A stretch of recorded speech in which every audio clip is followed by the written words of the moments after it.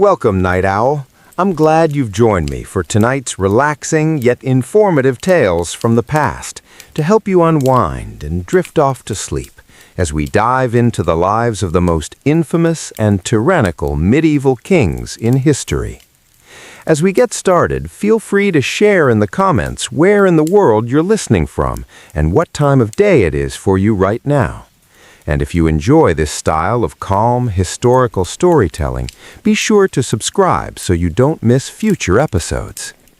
Tonight, we'll be exploring the lives and legacies of some of medieval history's most notorious monarchs, kings whose reigns were marred by cruelty, instability, or bizarre behavior. Through their stories, we'll delve into the complexities of power, the impact of mental illness, and the lasting impressions these rulers left on their kingdoms and the world. So get cozy, settle in, and let me take you on a journey back in time to the courts and castles of medieval Europe. Our first stop is 14th century France, where we'll meet a king whose reign began with such promise, but descended into chaos and turmoil as madness took hold of his mind. Charles VI of France was just 11 years old when he ascended to the throne in 1380. The early years of his reign were filled with hope and affection from his subjects, who dubbed him Charles the Beloved. Young and energetic, he was known for his chivalry, charm, and grand festivities. The future of France seemed bright under his rule. But on a fateful winter night in 1393, the course of Charles's life and kingship would change forever. The king and a group of nobles were gathered for a masquerade ball at the royal palace. The men, including Charles, were dressed as wild men, clad in linen soaked with resinous wax or pitch, to which flax was attached to give the appearance of savages. As the dancing began, disaster struck. In a reckless moment, the king's brother Louis, Duke of Orléans, brought a torch too close to the dancers. The highly flammable costumes instantly ignited, engulfing the men in flames. Chaos and screams filled the hall. The Duchess of Berry hurled her robe over the king, saving his life, but 4 of the noblemen were badly burned and died in agony days later. Charles escaped physical injury, but the Ball de Sardane, or the Ball of the Burning Men, as it came to be known, left deep psychological scars. In the months that followed, the king began to show signs of mental distress and instability. It was whispered that he had gone mad from the shock. His behavior grew increasingly erratic and disturbing. At times, he would rush wildly through the corridors of the palace, howling like a wolf and insisting he was made of glass and might shatter at any moment.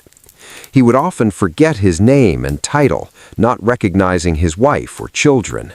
Once he became so convinced he was St. George that he had the royal arms changed accordingly. For months on end, he refused to bathe, change his clothes, cut his hair or nails. Courtiers described with pity and revulsion how he would go about in tattered, vermin-infested robes, his hair matted and filthy. In his lucid moments, Charles was gentle and melancholy, deeply distressed by his own condition.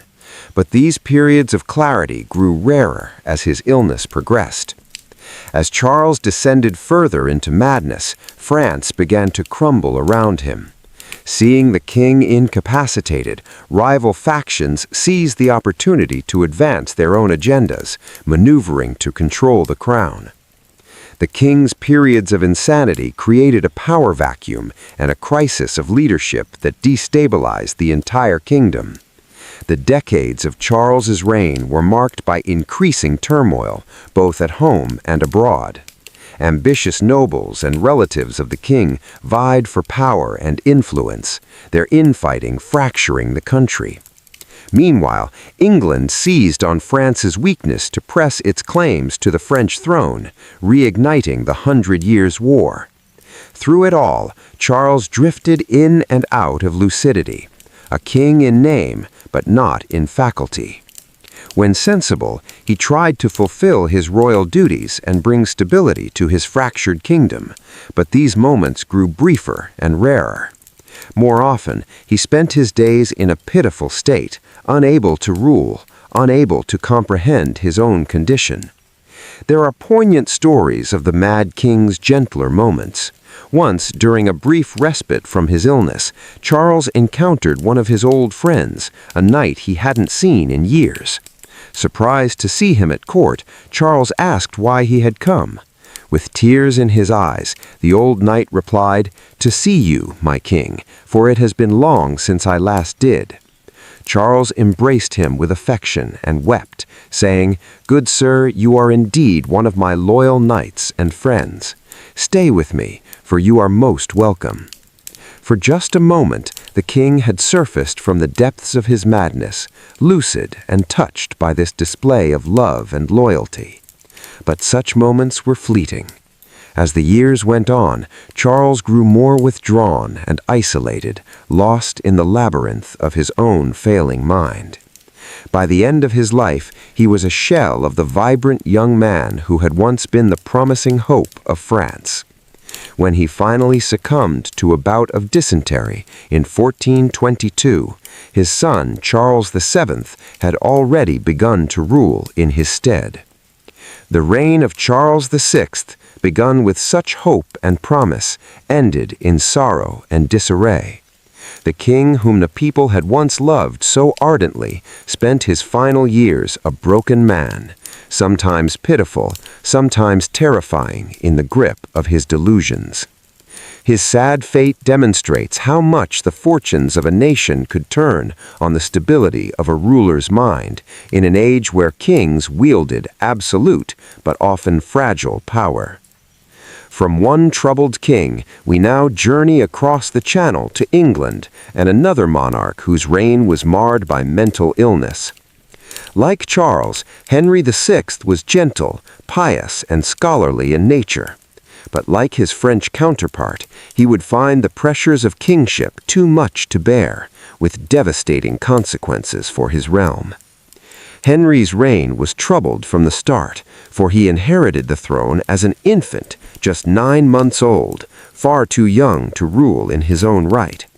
Regents ruled in his name, while rival factions plotted to control the child king, hoping to dominate the kingdom through him. The early years of Henry's reign were filled with a ferocious struggle for power between the king's ambitious relatives and advisors. Even as a youth, Henry was more inclined to religion and learning than the arts of war and statecraft expected of a king.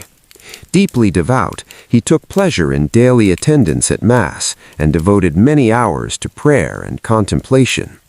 He was also a keen scholar with a love of reading and an interest in education.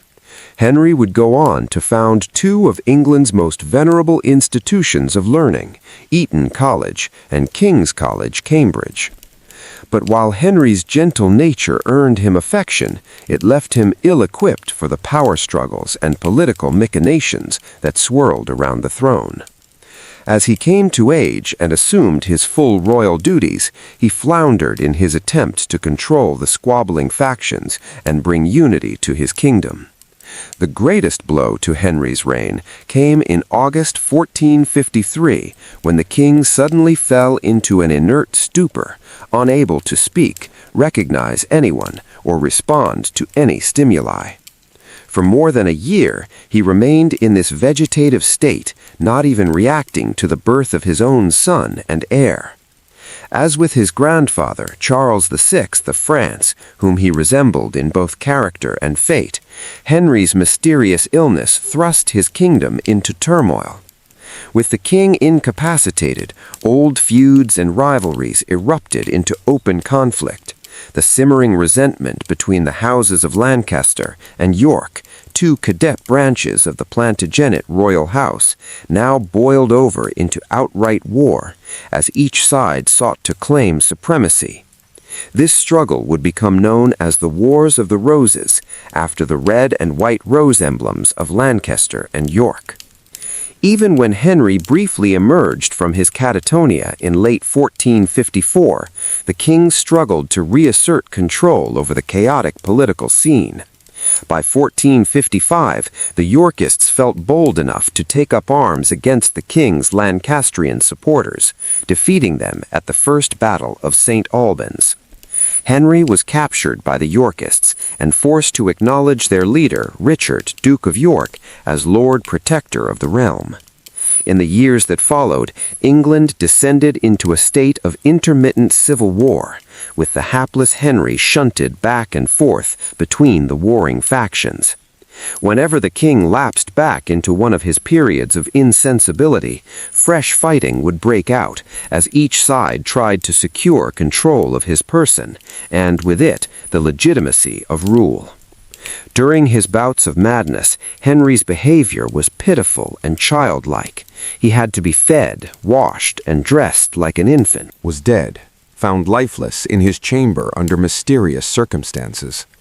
While the official account claimed he died of pure displeasure and melancholy, many contemporary observers suspected foul play, with the finger of blame pointed squarely at the Yorkist king. And so ended the tragic life of Henry V VI, a king perhaps too gentle and good for the ruthless times into which he was born. His decades of misrule, punctuated by devastating bouts of mental illness, fractured the royal dynasty and plunged England into one of its darkest chapters. Like Charles the Mad across the Channel, Henry's sad fate demonstrates the immense impact that a monarch's mental state could have on the fortunes of an entire nation. From England, we now travel north to Scandinavia to meet another 16th century ruler whose promising reign was derailed by paranoia and madness. Eric XIV of Sweden had all the makings of a strong monarch. He was well-educated, cultured, and charismatic, but like Charles and Henry before him, he would succumb to mental illness with disastrous consequences for his kingdom. Eric ascended to the Swedish throne in 1560 after the death of his formidable father, Gustav I. He inherited a strong centralized state and initially proved himself a capable ruler. He was a patron of the arts and sciences, an accomplished scholar, poet, and composer. But even amid the festivities of his splendid coronation, there were hints of the erratic behavior and delusions that would later consume him. As his reign progressed, Eric grew increasingly suspicious and paranoid. Seeing threats and conspiracies all around him, he became convinced that his own nobles and the aristocracy of neighboring Denmark and Poland were plotting to overthrow him and steal his crown. These fears were fanned by his chief advisor, Göran Persson, who exploited the king's fragile mental state to eliminate his own political enemies. Eric's personal life was equally tumultuous. Early in his reign, he fell passionately in love with Karen Mons, a beautiful commoner who had been a maid in the royal household.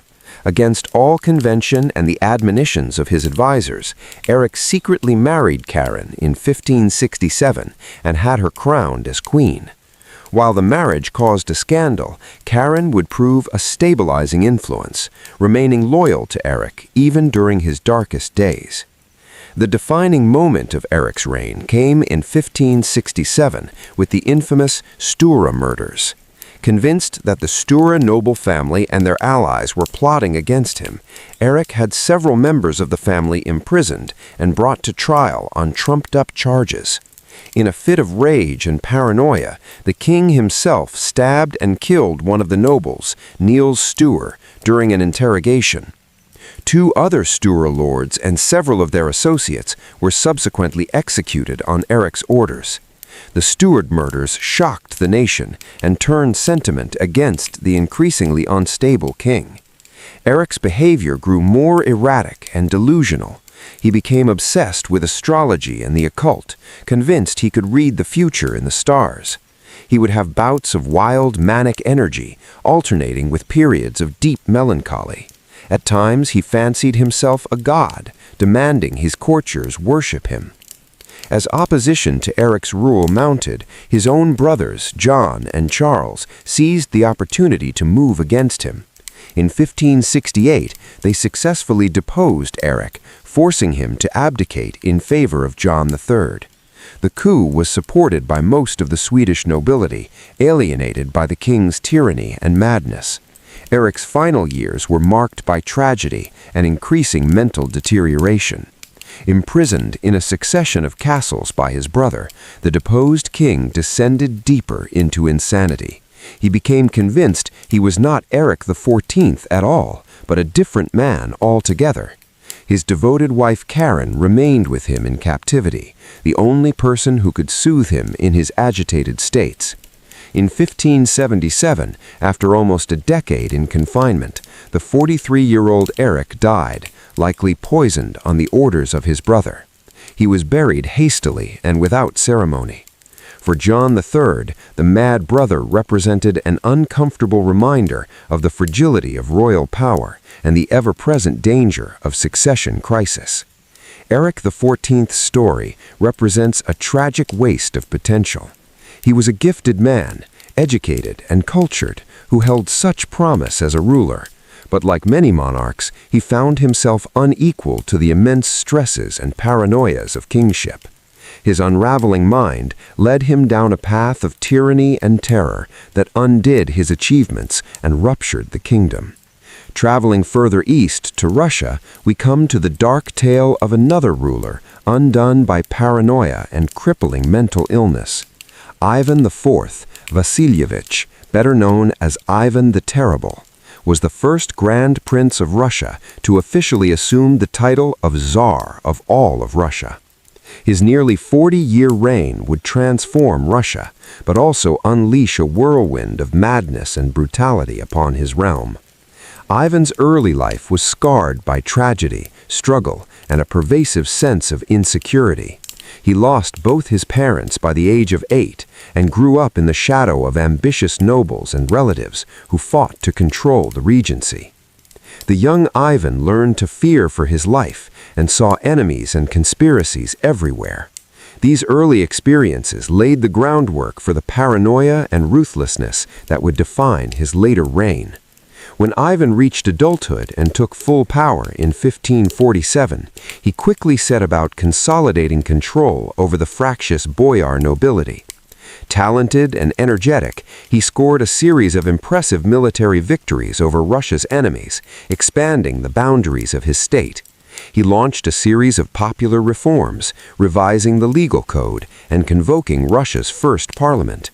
Thanks to these successes, the early part of Ivan's reign was marked by relative stability and progress.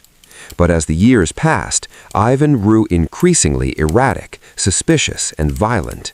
He became convinced that the boyars were plotting against him, determined to thwart his agenda and usurp his power. His simmering resentment boiled over in 1565 when he abruptly left Moscow in a fit of rage, threatening to abdicate. In a clever power play, Ivan agreed to return only if he was granted absolute authority to punish traitors and enemies of the state as he saw fit. Cowed, the boyars agreed. Upon his return, Ivan set about terrorizing the nobility, confiscating their lands, and executing or exiling those he mistrusted. To enforce his will, he created the oprichniki, a brutal corps of secret police fanatically loyal to him alone. In the following years, Ivan earned his moniker of the Terrible as he unleashed a reign of terror upon Russia. Fueled by paranoia and sadistic impulses, he inflicted cruel punishments on anyone he suspected of treachery. Torture, public executions, and mass killings became commonplace. Ivan destroyed entire noble families, towns, and even the city of Novgorod to root out alleged conspiracies against him. The later period of Ivan's reign also saw a tragic upheaval in his personal life that would push him further into madness and savagery. In 1581, during a heated argument, Ivan struck his daughter-in-law, causing her to miscarry.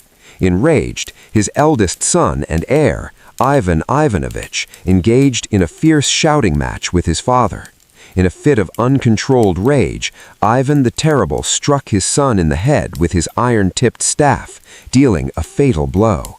Mad with grief and remorse, Ivan descended into an incoherent rampage, alternately praying feverishly for forgiveness and ordering fresh executions. The loss of his son and heir represented not just a personal tragedy, but a dynastic disaster for Russia.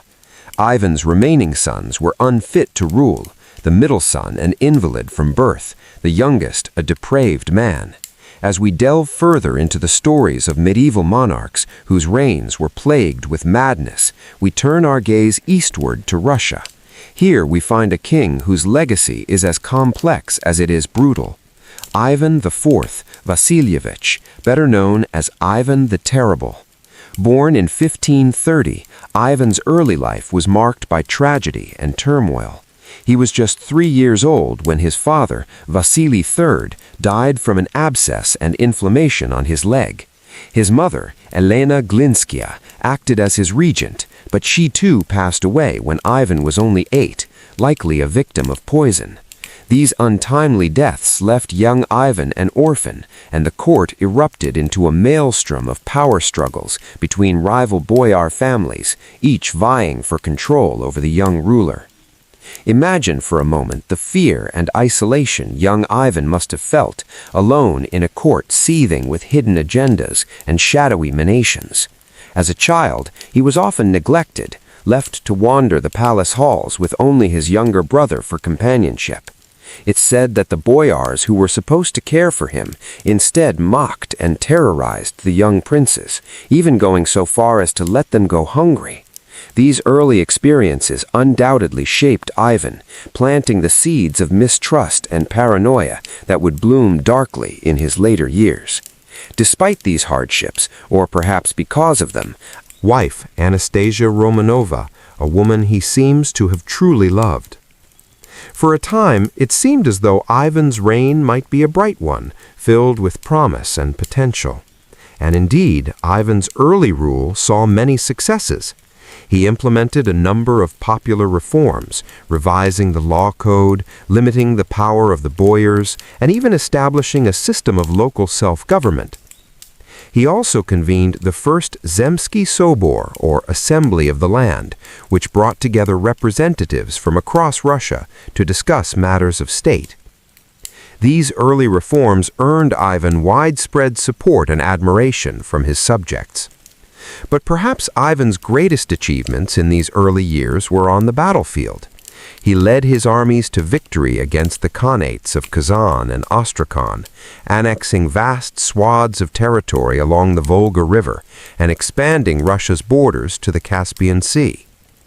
These victories were celebrated throughout the land, and Ivan was hailed as a hero, a conquering czar who had brought glory to Russia. But even as Ivan basted in the glow of these triumphs, darker currents were swirling beneath the surface. In 1553, Ivan fell seriously ill, and the court once again descended into chaos as various factions jockeyed for position, anticipating the Tsar's death. Ivan recovered, but his brush with mortality seems to have deeply affected him. He became increasingly suspicious of those around him, seeing threats and conspiracies at every turn. These fears were only compounded by the sudden death of his beloved wife Anastasia in 1560. Ivan was convinced that she had been poisoned by his enemies, particularly the boyars he had long distrusted. In his grief and paranoia, Ivan's rule took a dark and violent turn. He lashed out at those he perceived as threats, real or imagined. Boyars were arrested, tortured, and executed on the slightest pretense. Ivan's wrath even extended to entire cities. In 1570, he sacked the city of Novgorod, convinced that its inhabitants were plotting against him. Thousands were massacred in a brutal display of the Tsar's unrestrained fury. Perhaps the most chilling embodiment of Ivan's descent into tyranny was the creation of the Oprichniki, his infamous secret police force. Clad all in black and riding black horses, the Oprichniki became a terrifying symbol of the Tsar's unbridled cower.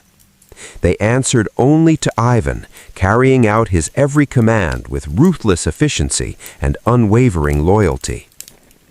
Under the iron fist of the oprichniki, Russia descended into a reign of terror. Boyars were hunted down and murdered, their estates confiscated and handed over to Ivan's cronies.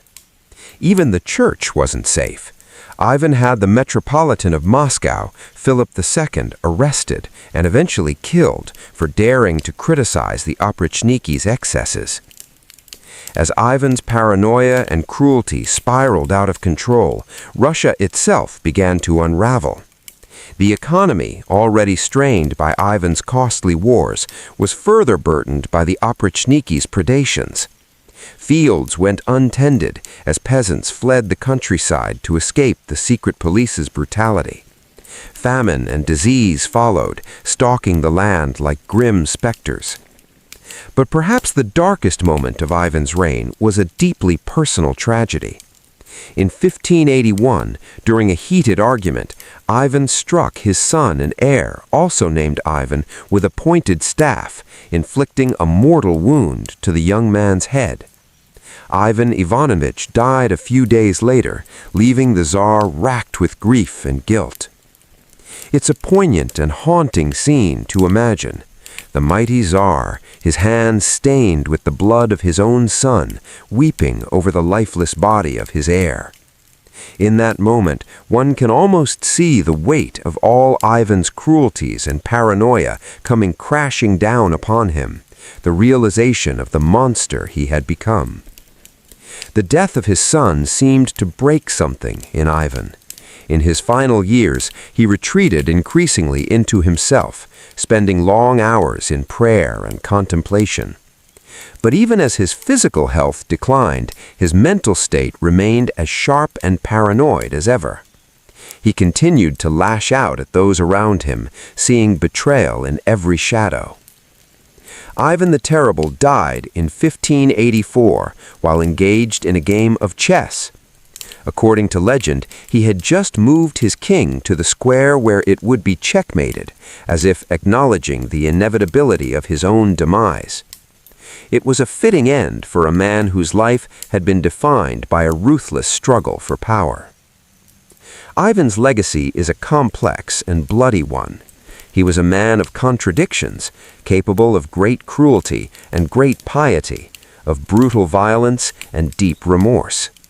He expanded Russia's borders and centralized its government, but at a terrible cost in human suffering.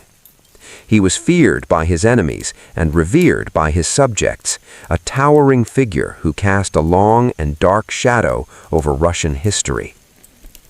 As we reflect on Ivan's story, it's hard not to be struck by the tragedy of it all. Here was a man who had every advantage, power, wealth, intelligence, but who was ultimately undone by his own paranoia and cruelty. His life is a cautionary tale about the corrupting influence of unchecked power and the terrible toll that fear and suspicion can take on the human soul. But perhaps there is a lesson to be found in Ivan's story as well. For all his flaws and failings, Ivan was a man who grappled with the weight of his own conscience. In his final years, he seems to have recognized the enormity of his sins and sought some measure of redemption through prayer and repentance. It is a reminder that even the most terrible of us may still have some spark of humanity buried deep within. And it is a call to remember that power, for all its seductions, is ultimately a heavy burden to bear. One that can crush the soul if not tempered with wisdom, compassion, and humility. So let us remember Ivan the Terrible not just as a tyrant or a madman, but as a deeply flawed and complex human being, one whose story still has much to teach us about the perils and responsibilities of power. And as we lay our heads down to rest, let us dream not of the horrors of Ivan's reign, but of a world in which the lessons of his life have been learned, and in which the better angels of our nature may yet triumph over the darkness within. As we've seen, the medieval world was no stranger to kings whose reigns were marred by mental illness, cruelty, and misrule. From France to England, Sweden to Russia, these troubled monarchs left a lasting impact on their kingdoms and on history. But mental illness was not the only challenge that medieval kings faced. The complex web of feudal obligations, the constant threat of war and invasion, the intrigues and power struggles of court life, all of these pressures weighed heavily on kings. Perhaps no king exemplifies these challenges quite like Henry VI of England. Born into the Lancastrian dynasty at the height of the Hundred Years' War with France, Henry inherited the throne as an infant king when his father, the great warrior king Henry V, died suddenly of dysentery in 1422. Too young to rule on his own, Henry's early reign was marked by a series of regencies as powerful nobles vied for control over the young king and the kingdom. His uncle, John, Duke of Bedford, skillfully managed the ongoing war in France, while another uncle, Humphrey, Duke of Gloucester, jockeyed for power at home as Lord Protector. As he grew into manhood, Henry emerged as a gentle, pious ruler, more interested in matters of faith and learning than the art of war. He was a generous patron to the church and founded two of England's most prestigious schools, Eton College and Cambridge College. Contemporaries described him as a tall, handsome man, but one who was averse to bloodshed and preferred a life of simplicity. But being king required more than just piety and good intentions.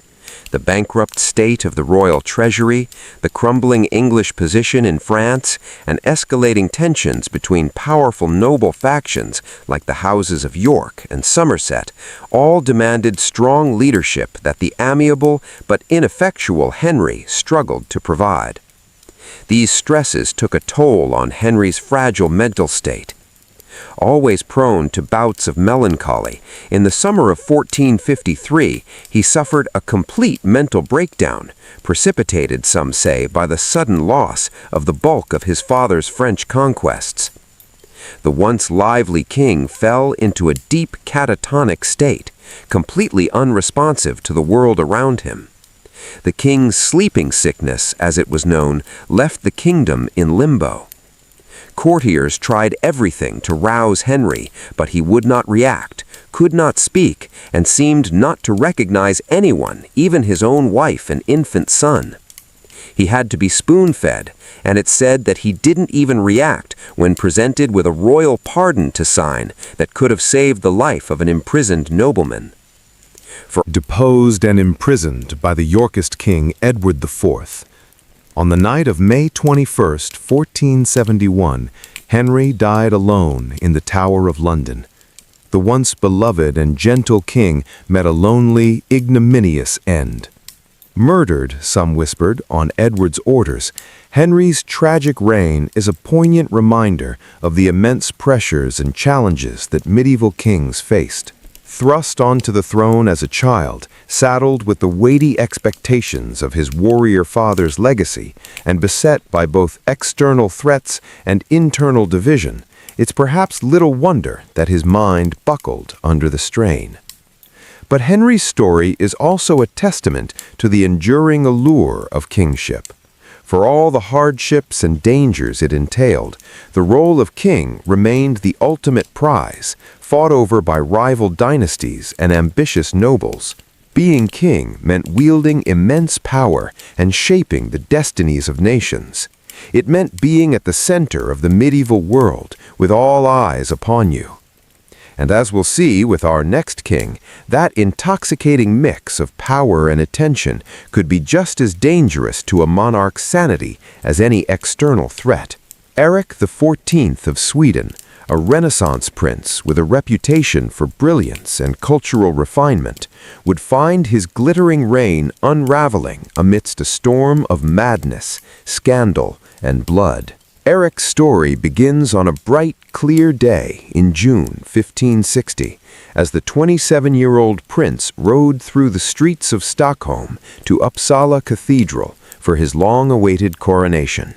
The first monarch of the Vasa dynasty to be proclaimed king of Sweden and the Goths, Erik was determined to usher in a magnificent new era for his kingdom. Tall, athletic, and strikingly handsome, with piercing blue eyes and a long, curling beard, Erik cut a dashing figure. He was charming and eloquent, able to converse in 8 languages. He wrote poetry, played the lute, and was an avid scholar of astronomy and mathematics. In many ways, he embodied the ideal of the Renaissance prince, cultured, learned, and accomplished. But there were signs, even on that glorious coronation day, of the darkness that would come to consume Erik's reign. His insistence on riding a white stallion, a privilege traditionally reserved for the day of Christ's second coming, raised eyebrows, and the lavish, almost bacchanalian festivities, featuring 3 days and nights of non-stop feasting, drinking, and dancing, seems to some to border on sacrilege. As he settled into his role as king, Erik's behavior grew increasingly erratic. He became convinced that those around him, even his own family members, were plotting against him. He would fly into rages at the slightest provocation, lashing out at courtiers and servants alike. There were rumors that he engaged in strange occult rituals and that he was enthralled to a sinister Italian mystic named Carollo. But it was Erik's scandalous love life that truly set tongues wagging. Spurning the noble brides put forth by his council, Erik became infatuated with a beautiful commoner named Karin Monsdotter. The daughter of a jailkeeper, Karin had been brought to court as a maid of honor, but she quickly caught the king's eye. Much to the horror of his advisors, Erik secretly wed Karin in 1567, making the low-born girl his queen. It was an act of defiance that flew in the face of all royal protocol and inflamed the simmering tensions between Erik and the Swedish nobility. Karin, demure and devoted to her mercurial husband, became the target of vicious gossip and scorn. As Erik's paranoia and instability grew, so too did the conflicts with his rivals and critics. He became convinced that the powerful Sturrer family was conspiring to overthrow him and resolved to strike first. On that fateful day in May 1567, Erik invited several Sturrer nobles to a banquet at Uppsala Castle, including the charismatic Niels Svantesson Sturrer. What happened next would come to be known as the Sturrer Murders, a shocking act of royal violence that forever stained Erik's reign. The script continues from here in a similar engaging storytelling style, painting a vivid picture of Erik's mental deterioration, the Sturrer murders and their aftermath, his forced abdication and sad final years imprisoned with Karin, as outlined in the original plan. It then transitions smoothly into the dramatic tale of Ivan the Terrible, hitting all the key points of his difficult childhood, early victories, brutal oprichniki, and the tragic killing of his son. The script samples other Mad Monarchs tales as outlined before, concluding with a thoughtful reflection on the immense pressures of medieval kingship and what these troubled reigns reveal about power, mental health, and the human condition in a medieval context, all delivered in a gentle, sleep-inducing tone, perfect for bedtime listening. The cruelty and chaos of Ivan's final years left Russia in a precarious position. The once promising reign had descended into terror and turmoil. As the 16th century drew to a close, the question lingered: who would emerge to lead Russia into the future? Ivan's death in 1584 brought little stability. His son Theodore inherited the throne, but was a weak and ineffectual ruler. Real power lay in the hands of advisors like Boris Godunov, whose political maneuvering would soon win him the crown. Russia faced ongoing threats from Poland, Sweden, and Crimean Tatars, as well as internal unrest and economic strife. It's perhaps no wonder that some looked back at Ivan's reign with nostalgia, focusing on his early victories and reforms rather than the bloody purges of his later years. He cast a long shadow, one that future Russian rulers would alternately shun and embrace as they grappled with the challenges of governing the vast nation. Ivan the Terrible's legacy is as complex as the man himself. He expanded Russia's borders, strengthened the power of the Tsar, and left an indelible mark on his nation's history and culture. Yet, his reign was also marked by unthinkable violence, paranoia, and a descent into despotism. In many ways, he embodies the contradictions and extremes of absolute monarchy. But Ivan was far from the only medieval ruler whose reign was marred by madness. Across Europe, kings grappled with the immense pressures of ruling, often with devastating consequences for their personal lives and the lives of their subjects. Take Rudolf II, Holy Roman Emperor from 1576 to 1612. A great patron of the arts and sciences, Rudolf was also known for his eccentricities and reclusive nature. He filled his court with astrologers, alchemists, and curiosities like the famed Golem of Prague. But beneath this quirky surface lay deeper struggles. Rudolf was plagued by bouts of depression and melancholy. He became increasingly paranoid, refusing to leave his bed for days on end and communicating with his advisors only through a slot from the inside of his door. He neglected the governance of his empire, leading to political paralysis and unrest. Perhaps most famously, Rudolf developed the delusion that he was made of glass and could shatter at any moment. He took to wearing thick layers of clothing to pad himself and refused to allow anyone to touch him. His behavior grew so concerning that his own family conspired to depose him, forcing Rudolf to cede power to his brother Matthias. Rudolf spent his final years as a recluse in Prague Castle, surrounded by his art and curiosities, but isolated from the world he once ruled. When he died in 1612, he reportedly refused the last rites, still gripped by his delusions until the very end. Rudolf's story, like Ivan's, raises poignant questions about the toll of power on the human psyche. Were these kings simply ill-equipped for the immense stress and responsibility of ruling? Did the unchecked power of absolute monarchy breed paranoia and instability? Or were they, in some sense, canaries in the coal mine, their deteriorating minds reflecting the toxicity and dysfunction of the system they were born into? Regardless, their struggles had immense consequences for their personal lives and the lives of those they ruled. Across the Mediterranean, the Byzantine Empire, too, found itself under the thumb of a ruler lost in delusion. Justinian II, who reigned from 565 to 578, started off as a promising leader. He secured the empire's eastern frontier through diplomacy with Persia and embarked on ambitious building projects. But a few years into his reign, Justin's behavior took a bizarre turn. He became convinced that he was physically incapable of sitting, so he took to lying prone on a wheeled throne that could be pushed around the palace. He reportedly bit attendants who displeased him and even attempted to eat one of his own limbs. As Justin descended further into madness, the empire began to crumble. The Persians launched invasions into Byzantine territory. The Avars and Slavs attacked from the west, and Italy fell into chaos as the Lombards swept through. Justin was powerless to stop it, lost in a world of his own imagining.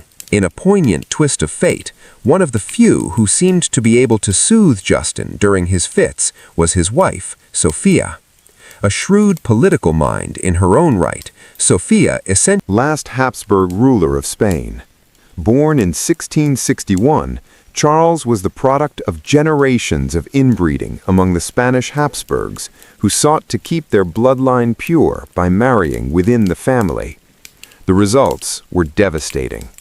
Charles suffered from a litany of physical and mental disabilities, an oversized tongue that made it difficult to speak or chew, intestinal problems that caused chronic diarrhea, fragile bones that left him unable to walk unassisted. His jaw jutted so far out that he couldn't fully close his mouth. But what Charles lacked in physical and mental capacity, he made up for in kindness and affability. He was, by all accounts, a gentle soul who found joy in simple pleasures, like playing with his collection of pocket watches. Though his reign was marked by decline and disorder, he was well liked by his subjects for his generous spirit. When Charles died childless in 1700, it plunged Europe into crisis as rival powers fought to claim the Spanish throne in the War of the Spanish Succession. In a sense, his personal struggles had become the struggles of a continent, a poignant reflection of the era's precarious political balance. These stories from the medieval world may seem distant from our modern lives. The age of absolute monarchy has long since passed, replaced by democratic institutions and constitutional safeguards.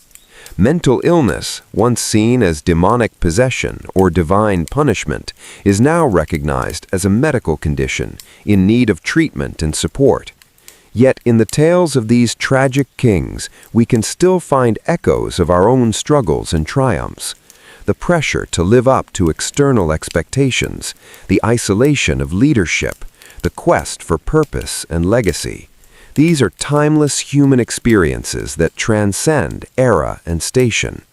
In the end, perhaps the best tribute we can pay to figures like Ivan, Rudolph, Justin, and Charles is to remember them not just as storybook villains or cautionary tales, but as complex human beings grappling with the weight of their roles and the limitations of their own minds. Their struggles, however extreme, reflect the fundamental fragility and resilience of the human condition. So, as we drift off to sleep, let us spare a thought for these long-ago kings, their tragic lives etched in the annals of history. May their stories remind us of the profound impact that power and mental health can have, both on individual lives and the course of nations. And may we face our own challenges with the same humanity and nuance that we seek in the lives of those who came before. Good night and sweet dreams. May the lessons of the past guide us towards a wiser, kinder future. For in the end, the human experiences that unite us are far greater than the crowns and kingdoms that divide us. Sadly, Eric's triumph was short-lived. His mental state continued to deteriorate, fueled by paranoia and delusions. He became convinced that his own nobility were plotting against him, determined to steal his crown. In a fit of madness in 1567, he ordered the infamous Stuarter murders, where several prominent noblemen were imprisoned, tortured, and brutally killed at his command, including the father of his first wife. This shocking act of violence appalled the court and eroded Eric's support among Sweden's elite. They saw their king as a dangerous liability, his unhinged mind capable of striking out against friend and foe alike. Whispers of usurpation began to echo through the halls of power. Eric, gripped by fear and suspicion, lashed out with increasing cruelty, alienating even his closest allies. As Eric's reign spiraled further into chaos, his enemies seized their chance. In 1568, his brother John, Duke of Finland, raised an army against him. Abandoned by his court and unable to rally support, Eric was forced to abdicate the throne. In a somber ceremony, he relinquished the crown to John, his grasp on power broken by the shadows in his own mind. Imprisoned by his brother, Eric's final years were a sad epilogue to a tragic reign. He was shuttled between various castles, never staying long in one place. His beloved wife, Karen, was the only constant in his diminishing world, the sole source of comfort in his bleak captivity. Even imprisoned, Eric's mental state continued to waver. There were periods of clarity, glimmers of the sharp mind that had once dreamed of a glorious future for Sweden. But more often, his thoughts were clouded by paranoid delusions, his speech rambling and incoherent. As the years ground on, Eric's physical health declined alongside his sanity. The dank, dimly lit cells of his imprisonment allowed illness to take root in his weakened frame. His once vibrant eyes grew dull, staring for hours at the dancing shadows on the wall. His world had shrunk to a single flickering flame, the fire in his mind reduced to fading embers. In 1577, after almost a decade in captivity, Erik XIV, the mad monarch of Sweden, breathed his last. Karin, his faithful wife, was by his side until the end, holding his hand as he slipped away. The king who dreamed of glory and power died a broken man, his grand ambitions smashed upon the rocks of his own shattered psyche. The tragedy of Erik XIV's reign echoes through the pages of history, a cautionary tale of the fragility of the human mind. His story reminds us that even the mightiest can fall, their strength devoured by inner demons. In the end, Erik's legacy was one of squandered potential, a shooting star extinguished too soon by the darkness within. As we continue our journey through the tales of mad kings and ill-fated reigns, we turn our gaze east to the vast, brutal expanse of Russia. Here we find another monarch whose reign was defined by cruelty and paranoia, a ruler who took the name Ivan the Terrible and more than earned his grim moniker. Ivan IV Vasilyevich was born in 1530 to the Rurik dynasty, a line that had ruled Russia for centuries. His early life was marred by tragedy and tumult. Ivan's father died when he was just 3 years old, leaving him in the care of his mother, Elena Glinskaya. But Elena's rule as regent was cut brutally short when she was poisoned in 1538, leaving the young Ivan an orphan at the tender age of 8. Robbed of his parents, Ivan's childhood became a battleground for power. The boyars, Russia's elite nobles, vied for control over the young prince, jostling to fill the void left by his mother's death. In this snake pit of ambitious schemers, the child Ivan was neglected, ignored, and at times even mistreated by those meant to protect him. The seeds of bitterness and mistrust were planted early, watered by loneliness and fear. But even in his darkest moments, there were flashes of the fierce intelligence that would define Ivan's later reign. He found solace in the Orthodox faith, immersing himself in prayer and religious texts. He also discovered a talent for politics, observing the machinations of the boyars with a keen and calculating eye. As Ivan grew into a young man, he began to assert his authority, chafing against the control of his would-be puppet masters. In 1547, at the age of 16, Ivan was crowned as Tsar, the supreme ruler of all Russia. His coronation marked a turning point, the moment when the neglected child became a king in truth as well as name. The early years of Ivan's reign were marked by a flurry of reform and conquest. He revised Russia's legal code, curling the powers of the boyars and centralizing authority in the hands of the Tsar. He also expanded Russia's borders, waging successful wars against the neighboring Kazan and Astrakhan Khanates. These victories earned Ivan widespread acclaim and popularity among his subjects. The young Tsar was seen as a decisive, forceful leader, willing to take bold action to strengthen Russia. But even as Ivan basked in the glow of success, darker currents were stirring beneath the surface. The traumas of Ivan's childhood had left deep scars on his psyche. He was prone to bouts of paranoia and suspicion, seeing enemies lurking in every shadow.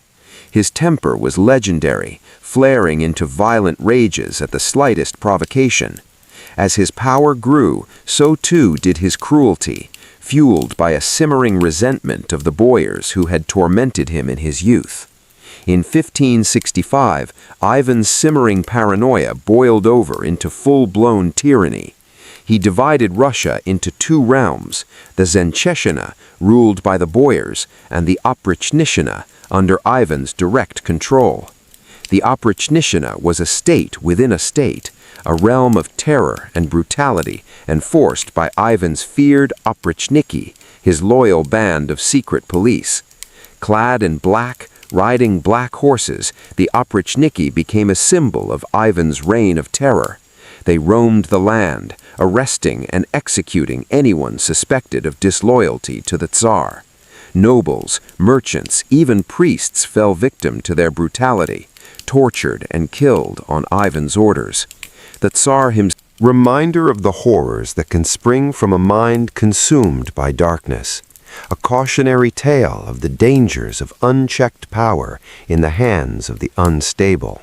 As we near the end of our journey through the annals of mad kings and ill-starred reigns, it's worth pausing to consider the threads that bind these stories together. From England to Sweden to Russia, across centuries and cultures, we see the same pattern play out again and again. The corrosive effects of power on the human psyche. For these monarchs, the weight of the crown proved too heavy to bear.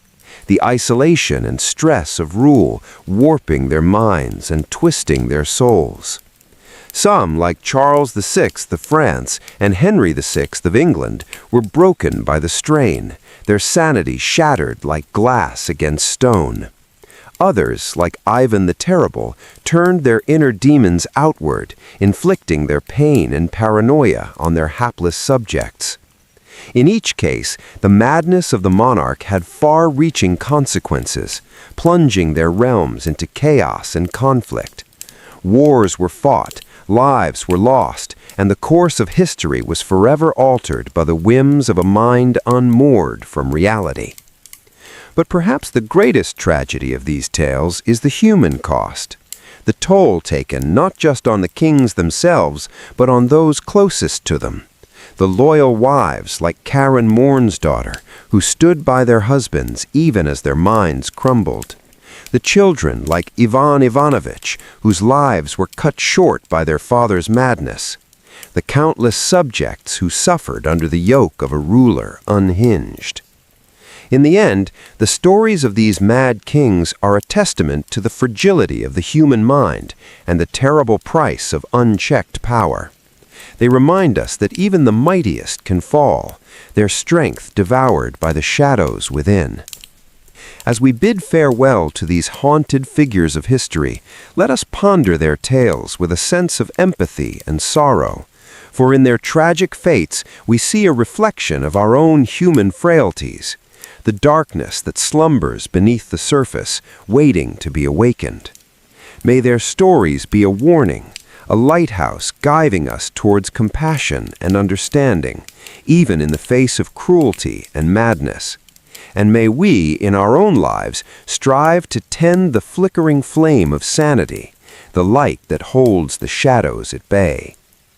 And so, dear listeners, we come to the end of our journey through the realms of mad kings and tragic fates. We have walked the shadowed halls of history, peering into the troubled minds of monarchs undone by their own demons. From the glittering courts of France to the windswept plains of Russia, we've seen the havoc wrought by an unquiet mind upon a throne. We've witnessed the destruction, both personal and political, that flows from a soul unmoored. But let us not depart this journey with hearts heavy with despair. For in the midst of this darkness, there are also glimmers of light, of hope amidst the tragedy. The wives and children who stood as beacons of love and loyalty, even in the face of madness. The small acts of kindness and compassion that pierced the veil of paranoia and fear. These too are the lessons of history, the whispers of the past urging us toward our better angels. In the tales of these mad kings, we see a mirror held up to our own souls, reflecting back both shadow and light. May we have the wisdom to learn from their mistakes, the courage to confront our own inner demons. So let us bid farewell to Charles the Mad, to Henry the Helpless, to Eric and Ivan and all the haunted souls of history. Let us tuck their stories into our hearts like faded photographs, reminders of the perils and the promise of the human experience. And as we drift off into the welcoming embrace of sleep, let us carry with us the knowledge that even in the darkest of times, there is always the chance for redemption, for grace, for the triumph of our shared humanity over the specters of our worst selves. Good night, dear listeners, and sweet dreams. May your slumbers be filled with gentle scenes of kinder times and gentler kings. And may you wake in a world where the darkness of history is nothing but a fading memory, a shadow cleansed by the dawn of a new day. As we've seen, the reigns of medieval kings were often defined by their personalities and personal struggles as much as by their political actions. The immense pressure and responsibility of ruling, coupled with the constant intrigues and power plays of court life, could take a heavy toll on even the most stable of minds. For those already prone to mental illness or instability, the strain could be too much to bear, leading to erratic, destructive, and sometimes tyrannical behavior. Ivan the Terrible story is a prime example of how a king's inner demons could have far-reaching consequences for his realm. Born into a time of upheaval and violence, Ivan's early experiences shaped him into a ruler both feared and revered. As a young man, he was known for his intelligence, curiosity, and military prowess, expanding Russia's territories and implementing popular reforms. But as time went on, his paranoia and cruelty grew, fueled by his obsession with power and his fear of betrayal. The formation of the Oprytniki, Ivan's notorious secret police, marked a dark turning point in his reign. These black-clad agents were given free rein to terrorize the populace, confiscating property, torturing, and executing those suspected of disloyalty. They became a symbol of Ivan's increasingly erratic and brutal rule, sowing chaos and fear throughout the land. Perhaps the most tragic episode in Ivan's life was the death of his son and heir. In a fit of rage during an argument, Ivan struck his pregnant daughter-in-law, causing her to miscarry. When his son confronted him about this, Ivan lashed out again, dealing a fatal blow to the young man's head with his scepter. This horrific act left Ivan reeling with guilt and grief and cast a dark shadow over his final years. As Ivan's health declined and his madness increased, Russia descended into a state of turmoil and unrest. Attacks from outside powers intensified as the country's defenses weakened, while internal strife and dissent reached a pitch fever. In his paranoia, Ivan suspected everyone of plotting against him, lashing out with increasing brutality and repression. In the end, Ivan died as he lived, surrounded by chaos and conflict. According to legend, he was in the midst of a chess game when he fell ill, collapsing on the floor in agony. Some say it was poison that finally did him in, slipped into his drink by one of his many enemies. Others believe it was simply the toll of his tumultuous life catching up with him at last. Ivan's legacy is a complicated one, stained with blood and terror, yet also marked by moments of greatness and progress. He remains a towering figure in Russian history, his name invoking both awe and revulsion. For all his cruelty and madness, there is a tragic element to his story as well. A sense of squandered potential and the high cost of unchecked power. As we reflect on the lives of these troubled kings, it's hard not to feel a sense of pity mixed with horror at their deeds. The weight of the crown could be a heavy burden indeed, one that could warp even the strongest of minds. In a time when absolute power was the norm and the line between ruler and tyrant was thin, it's perhaps no surprise that so many kings succumbed to their worst impulses and darkest fears. Yet even in the midst of such chaos and cruelty, there are glimmers of humanity to be found. The loyal Karen Morn's daughter staying by her husband, Eric XIV, even as his mind crumbled. The children like Ivan Ivanovich, whose lives were cut short by their father's madness. The countless subjects who suffered under the yoke of a ruler unhinged. In the end, the stories of these mad kings are a testament to the fragility of the human mind and the terrible price of unchecked power. They remind us that even the mightiest can fall, their strength devoured by the shadows within. As we bid farewell to these haunted figures of history, let us ponder their tales with a sense of empathy and sorrow. For in their tragic fates, we see a reflection of our own human frailties, the darkness that slumbers beneath the surface, waiting to be awakened. May their stories be a warning, a lighthouse guiding us towards compassion and understanding, even in the face of cruelty and madness. And may we, in our own lives, strive to tend the flickering flame of sanity, the light that holds the shadows at bay. And so, dear listeners, we come to the end of our journey through the realms of mad kings and tragic fates. We have walked the shadowed halls of history, peering into the troubled minds of monarchs undone by their own demons. From the glittering courts of France to the windswept plains of Russia, we've seen the havoc wrought by an unquiet mind upon a throne.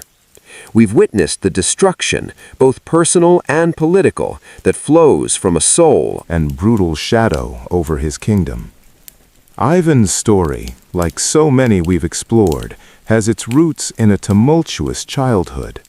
Born in 1530, Ivan was just 3 years old when his father died, leaving him Grand Prince of Moscow under the regency of his mother. But even this small stability was soon shattered. When Ivan was 8, his mother, too, passed away, likely of poisoning. The young prince was now utterly alone, surrounded by ruthless boyars, Russian nobles, all grasping for power. One can almost picture the quiet, cautious boy, eyes darting wearily in the shadowy halls of the Kremlin, the whispers of conspiracies, real and imagined, swirling around him like a bitter wind. These early years forged in Ivan a deep mistrust and simmering resentment that would one day boil over into unthinkable cruelty. But Ivan's early reign gave little sign of the terror to come. Crowned Tsar at the tender age of 16, the young ruler threw himself into the task of governing with the counsel of his beloved wife Anastasia Romanovna and his trusted advisor Alexei Odesev, implemented a series of reforms. He revised the law code, convened the first Russian parliament, and granted the gentry more rights. On the battlefield, too, Ivan triumphed, conquering the Khanate Kazan and expanding Russia's borders. For a moment, it seemed Russia had found a true Renaissance man in its Tsar. A patron of the arts and architecture, Ivan commissioned the iconic St. Basil's Cathedral with its swirling colors and onion domes. An author and composer himself, he filled his court with music and literature. But beneath this glittering surface, a darkness was taking root. The death of his beloved Anastasia in 1560 seemed to snap something in Ivan. Convinced she had been poisoned by his enemies, his simmering paranoia boiled over into full-blown madness. He lashed out at those around him, banishing Adashev and turning on the boyars he had long resented. In a chilling prelude of the horror to come, Ivan had one of his most vocal critics, Prince Andrei Kurbsky, tortured and beheaded in the Red Square. It was the beginning of a reign of terror that would earn Ivan his dark moniker. In 1565, Ivan formed the Oprichnina, a state within a state, to be his personal domain. At its head were the Oprichniki, Ivan's fanatically loyal and utterly ruthless secret police. Dressed all in black and riding black horses, they cut a terrifying figure as they roamed the land, descending on towns like a murder of crows. No one was safe from their wrath. Boyars, clergy, even entire cities fell victim to the Oprichniki's merciless purges. In the city of Novgorod, once a prosperous center of trade, thousands were tortured and executed on Ivan's orders, their blood turning the Volkhov River crimson. It said Ivan would watch the massacres with glee, his eyes alight with a terrible frenzy. But even in the midst of this madness, there were moments of startling lucidity and regret. In 1581, in a fit of rage, Ivan beat his pregnant daughter-in-law for wearing immodest clothing, causing her to miscarry.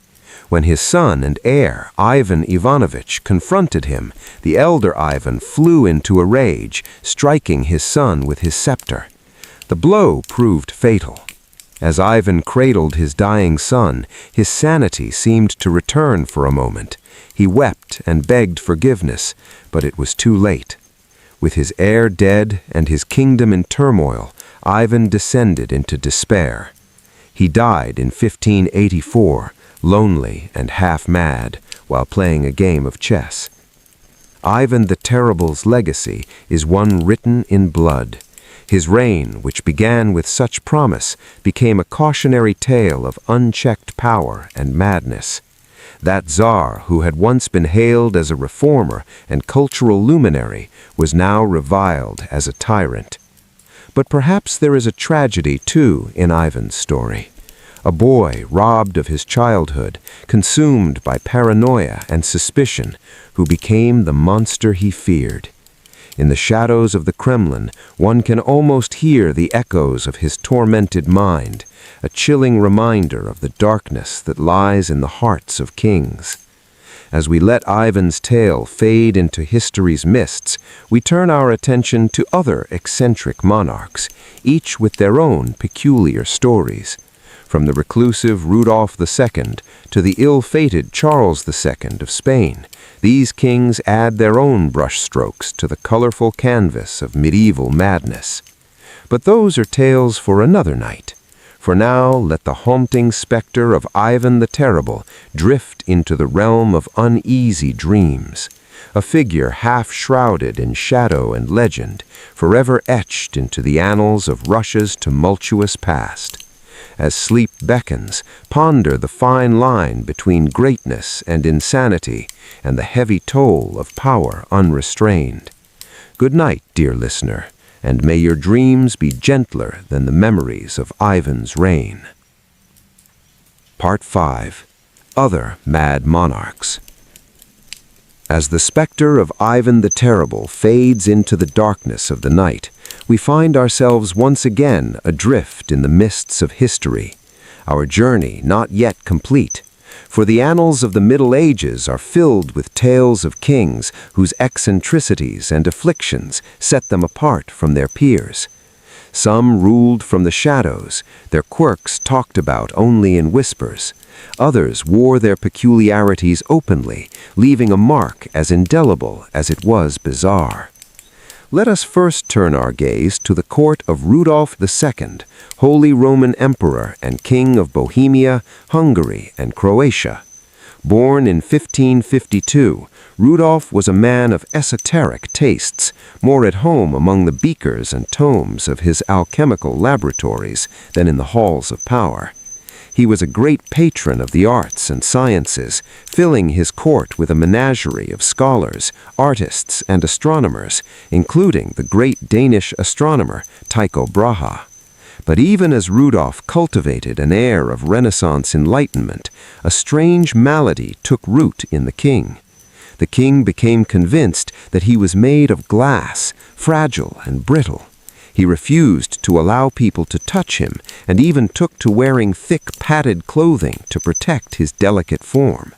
One can almost picture him moving gingerly through his chambers, a phantom king as insubstantial as the spirits he sought to conjure in his alchemical experiments. Rudolph's obsession with the occult and his growing reclusiveness began to take its toll on his kingdom. He neglected the affairs of state, allowing tensions to simmer and the coffers to run dry. In the end, his own family turned against him. In 1111, Rudolph's brother, Matthias, deposed him, leaving the once great patron of the arts to live out his final months in isolation, haunted by the specters of his own mind.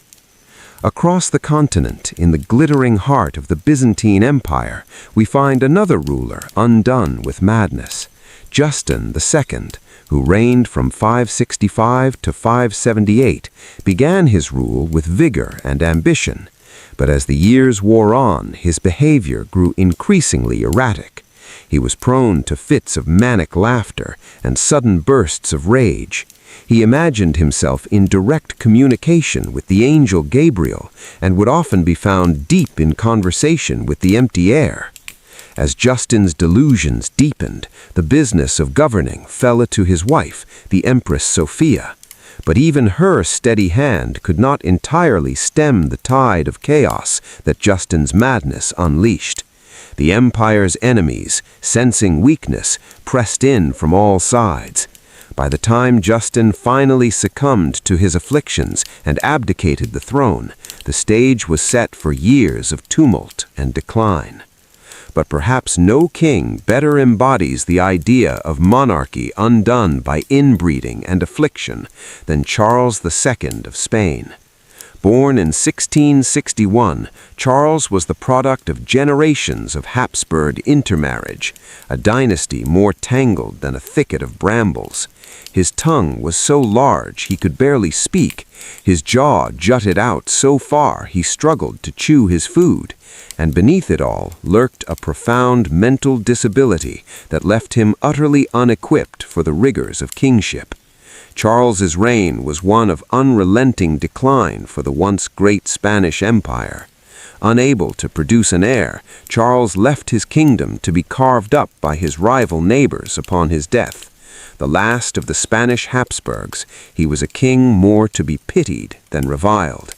A sad epitaph for a dynasty that had once been the envy of Europe.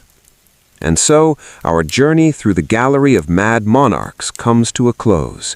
From the glass delusions of Rudolph II to the inbred agonies of Charles II, these kings remind us of the strange twists that fate can take when power and affliction collide. Their stories are a testament to the sometimes gossamer boundary between greatness and insanity, and the heavy In the flickering shadows of the past, it's easy to pass judgment on these troubled rulers, to see them as weaklings or tyrants, unfit for the thrones they occupied. But to do so would be to ignore the very real struggles they faced, both in their own minds and in the treacherous currents of court life.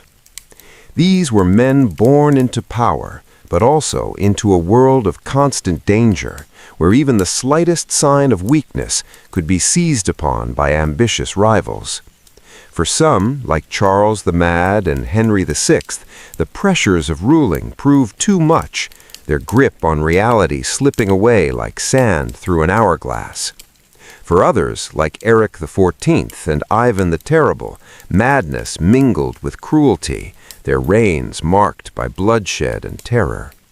And still others, like Rudolph II and Charles II, retreated into worlds of their own making, eccentric shadows on the fringes of power. But in all their stories there is a common thread, the immense toll that the crown can take on the minds of those who wear it. In an age where kings were seen as divinely appointed, the line between monarch and man was often blurred. To be a ruler was to be set apart, burdened with the weight of nations and the expectations of the heavens themselves. Is it any wonder that some buckled under the strain? And yet, for all their flaws and failings, these kings left an indelible mark on the tapestry of history. Their reigns, whether glorious or infamous, shaped the course of nations and the lives of countless subjects. In the grand sweep of time, they are but a few threads among many, but their stories remain, woven into the rich and complex fabric of the Middle Ages. As we let these tales settle into the dim recesses of memory, ready to resurface in the hazy realm of dreams, let us ponder what lessons they might hold for us in our own age of power and ambition. The struggles of these long-dead kings may seem distant, but they speak to eternal truths about the human condition, about the fragility of the mind and the corrupting influence of unchecked authority. In the end, perhaps the greatest lesson is one of empathy, the recognition that even the most powerful among us are, at their core, only human, that beneath the crowns and the robes there beat hearts as vulnerable and as prone to suffering as any other. It is a reminder to treat power with caution and to remember that those who wield it are as deserving of understanding and compassion as any other soul on this earth. And so, dear listener, as you drift off into the welcoming embrace of sleep, let the tales of these troubled kings be a gentle reminder of the complexity of the human experience in all its sorrow and all its strange beauty. May you find in their stories not just cautionary tales, but also glimmers of the shared humanity that binds us all, across the ages and across the divide of dreams and waking life. Good night, and may you wake to a world a little kinder, a little wiser for the journey we've shared through the haunted pages of history. Here's the next part of the script for the worst kings in medieval history, boring history for sleep. As Ivan entered the final years of his reign, his physical and mental health continued to deteriorate. The once vital and commanding ruler was increasingly plagued by illness, pain, and bouts of instability. The strains of decades of tumultuous rule and personal tragedies had taken their toll. Ivan spent more and more time withdrawn in his personal chambers, brooding and lashing out at those around him. His relationship with his advisors and boyars grew ever more suspicious and tense.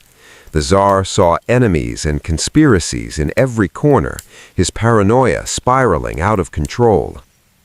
Sadly, even his own family was not spared from his growing madness and cruelty. In 1581, a tragic confrontation occurred that would haunt Ivan for the rest of his days. As the story goes, the Tsar entered the chambers of his pregnant daughter-in-law, Helen, to find her wearing what he considered immodest clothing. Enraged, Ivan viciously beat the young woman, causing her to miscarry the child. News of this assault reached Ivan's son and heir apparent, also named Ivan Ivanovich. The Tsarevich rushed to confront his father, demanding to know how he could commit such a heinous act. A violent argument broke out between father and son, with tempers soaring and the two men exchanging heated accusations and recriminations. In a fit of uncontrollable rage, Ivan struck his son on the head with his scepter, a heavy pointed staff. To the Tsar's horror, the blow proved fatal. Ivan Ivanovich collapsed, blood pouring from his temple, and died in his father's arms a few days later. The tragedy plunged Ivan into the depths of despair and unleashed an outpouring of grief across Russia. Consumed by guilt and regret, Ivan's health and sanity rapidly declined in the wake of this incident. He reportedly wailed and beat his head against the walls, crying out for forgiveness. The once formidable Tsar became a shadow of his former self, so broken by remorse that he was unable to govern his realm. Without his favored heir to succeed him, Ivan was forced to name his younger, developmentally disabled son, Feodor, as the next Tsar. As Ivan lay on his deathbed a few years later, he must have reflected with sorrow on the chaos and uncertainty that would follow him. He could only hope that his surviving sons and boyars would find a way to hold the kingdom together. According to a popular legend, Ivan's end finally came while he was engaged in a game of chess with one of his advisors. In the midst of pondering his next move, the Tsar suddenly collapsed from a stroke. As those around him rushed to his aid, Ivan lapsed into a coma and died shortly thereafter. It was a shockingly mundane conclusion to the tumultuous life of one of Russia's most notorious rulers. Ivan IV, Vasilievich, Ivan the Terrible, was laid to rest in the Archangel Cathedral among the tombs of his ancestors. The controversial ruler left behind a complicated legacy.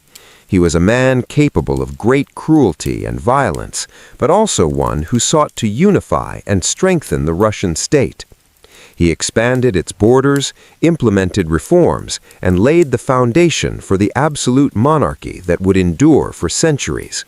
But Ivan was also responsible for a reign of terror that traumatized his people. Thousands were killed, tortured, and exiled under his rule. The Oprichkina secret police sowed chaos and fear. Many of the Tsar's closest advisors and family members perished by his own hand. One can only imagine the atmosphere of dread and uncertainty that permeated the kingdom. Under his successors, Russia would face ongoing power struggles, foreign invasions, and periods of famine and unrest known as the Time of Troubles. It would be decades before the country regained stability under a new dynasty, the Romanovs. Still, the specter of Ivan the Terrible would loom large in the Russian imagination, a symbol of the dangers of absolute power.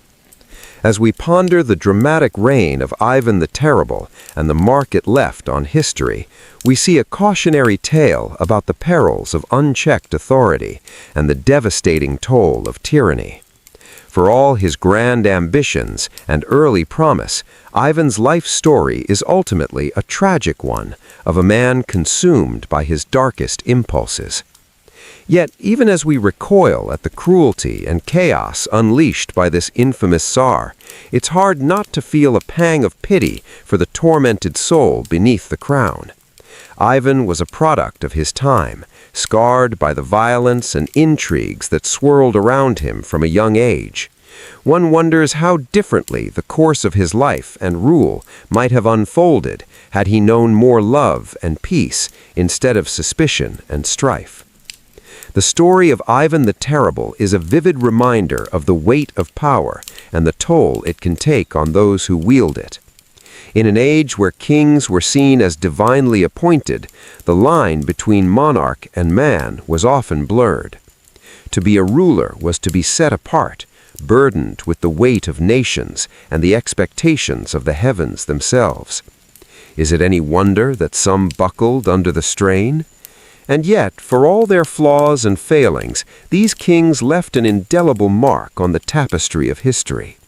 Their reigns, whether glorious or infamous, shaped the course of nations and the lives of countless subjects.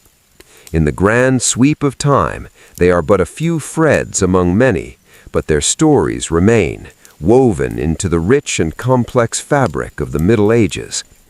As we let these tales settle into the dim recesses of memory, ready to resurface in the hazy realm of dreams, let us ponder what lessons they might hold for us in our own age of power and ambition. The struggles of these long-dead kings may seem distant, but they speak to eternal truths about the human condition, about the fragility of the mind and the corrupting influence of unchecked authority. In the end, perhaps the greatest lesson is one of empathy. Was a commoner, the daughter of a jailkeeper, far below Eric's royal status. Nonetheless, he was deeply taken with her, and in 1567 he secretly married her, elevating her to be Queen of Sweden. The match scandalized the nobility, who saw it as an affront to their status and traditions. The controversy surrounding the marriage only fueled Eric's growing paranoia. He became convinced that Karen's detractors, including his own family, were plotting against him. His behavior grew increasingly erratic, prone to violent outbursts and delusions. He would pace the castle halls late into the night, muttering of conspiracies and betrayals. This simmering instability finally boiled over in 1567 with the infamous Stura murders. In May of that year, several prominent noblemen of the Stura family were summoned to the castle and imprisoned on Eric's orders, accused of treason. After a few days of captivity, Eric suddenly had them brought to him and in a fit of rage stabbed Niels Stura himself. The rest of the men were subsequently killed by the guards on Eric's command. The murders shocked the nation and turned many against Eric for good. His brother John, whom he had also imprisoned, managed to escape and began gathering forces to depose the increasingly unstable king. Over the next year, a power struggle raged until finally John's forces captured Stockholm in 1568. Eric was forced to abdicate, and John was crowned king in his place. Eric spent the rest of his life imprisoned, moving between various castles and strongholds. Despite his fall from power, Karen remained loyal to him, voluntarily sharing his imprisonment and providing what comfort she could. It is said Eric took some solace in music during these dark years, playing the lute and writing songs lamenting his fate. As time passed, Eric's mental state continued to deteriorate. He grew increasingly delusional, claiming at times to be a prophet or even God himself. There were periods he would refuse to eat, believing his food was poisoned. His once sharp mind slipped further and further into confusion and despair. Eric died in 1577 at the age of 43, likely from arsenic poisoning, though whether this was suicide, an accident from his experiments with alchemy, or murder on the orders of his brother John remains disputed. Looking back, it is hard not to feel some sympathy for Eric XIV. While his actions were undeniably cruel and his rule catastrophic for Sweden, he also seems to be a tragic figure, undone by mental illness beyond his control. His is a story of wasted potential, of a life unraveled by madness and isolation. In the end, perhaps the kindest thing that can be said of Eric is that he was as much a victim of his demons as those who suffered under his reign. A man who had everything, but in the depths of his mind had nothing at all. As we move on from the sad tale of Eric XIV, we turn our gaze east to the vast expanse of Russia and one of its most infamous rulers, Ivan IV Vasilievich, better known to history as Ivan the Terrible. Born in 1530, Ivan was given the title of Grand Prince of Moscow at the mere age of 3 after the death of his father Vasily III.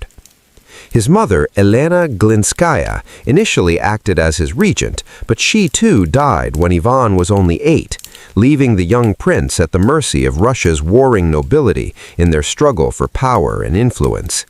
These boyar elites took little interest in Ivan's care or education, essentially leaving him to fend for himself in the treacherous world of the Kremlin court. It was a cold, lonely childhood for the future Tsar, marked by deprivation, humiliation, and frequent abuse. Ivan would later recount how he and his deaf-mute younger brother, Yuri, were often left so hungry they had to beg for scraps from the palace staff. This grim upbringing undoubtedly left deep scars on Ivan's psyche. He grew up isolated and mistrusting, with a simmering resentment towards the nobility who had neglected and mistreated him. Even at a young age, there were glimpses of the cruelty to come, like when he was found tormenting small animals for amusement. Despite these dark beginnings, Ivan was a highly intelligent and ambitious youth. He was a voracious reader, devouring religious texts and historical chronicles with equal enthusiasm. He began to see himself as the divinely chosen ruler of Russia, tasked with restoring the prestige and power of the monarchy against the grasping boyars. This conviction became reality in 1547, when at 16 years old, Ivan was officially crowned as the first Tsar of all Russia in an elaborate ceremony at the Dormition Cathedral. With the tolling bells and rising incense, Russia entered a new age of autocratic rule. Ivan wasted no time in stamping his authority on the state and beginning his life's work of expanding Russia's borders. In the early years of his reign, he enacted a series of popular reforms, revising the law code, convoking the First National Assembly, and reorganizing local government to give more control to the crown. He also led a series of successful military campaigns against the Tartars to the east and south, annexing vast new territories for Russia. For a time, Ivan was hailed as a hero by the Russian people for his strong leadership and victories against the old enemies of Rus. He cut an impressive figure, standing over 6 feet tall, with a muscular build and piercing eyes that were said to tremble men. When he spoke, it was with a quick wit and eloquence that could charm or terrify as the mood took him. But all was not well in Ivan's mind and soul. He was prone to bouts of melancholy and paranoia, seeing conspiracies and betrayals all around him. His temper was notoriously mercurial, flashing from joviality to murderous rage in an instant. As the years passed, these darker impulses would dominate his reign. A key turning point came in 1560 with the death of Ivan's beloved first wife, Anastasia Romanova. Ivan was gripped with grief and paranoia, becoming convinced that Anastasia had been poisoned by his enemies among the boyars. His suspicion particularly fell on the Romanov family and their allies, setting in motion a vicious cycle of plots, denunciations, and increasingly brutal purges.